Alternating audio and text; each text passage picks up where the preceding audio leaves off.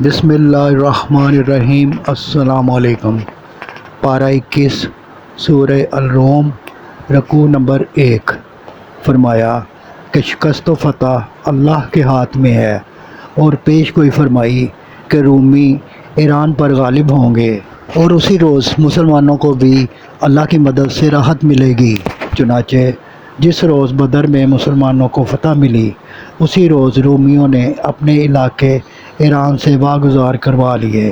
فرمایا دنیا کی خوشحالی، شان و شوکت اور فراغی میں کچھ نہیں رکھا، اصل بہتری آخرت کی بہتری ہے، اور غور کرنے والے ملک میں چل پھر کر ان لوگوں کا انجام بھی دیکھ سکتے ہیں جو کبھی یہاں بستے تھے اور آج اپنی غفلت میں مبتلا ہونے کی وجہ سے بے نشان ہو گئے ہیں۔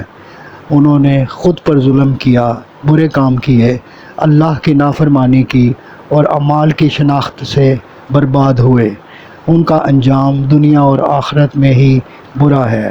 رکوع نمبر 2۔ فرمایا قیامت یقینی ہے، گناہ گاروں کے شریکوں میں سے کوئی ان کی سفارش کرنے والا نہ ہوگا۔ قیامت قائم ہوگی، حق کو جھٹلانے والے الگ الگ کر دیے جائیں گے، ایمان والوں کی اوبخت ہوگی اور جھٹلانے والے عذاب میں پکڑے جائیں گے۔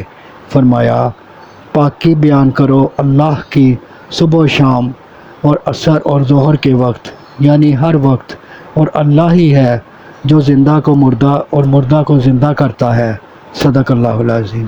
آپ سے گزارش ہے کہ چینل کو سبسکرائب کر دیں اور گھنٹی کے بٹن کو دبا دیں۔ دعا ہے کہ اللہ تعالیٰ آپ کو صحت و تندرستی والی زندگی عطا فرمائے۔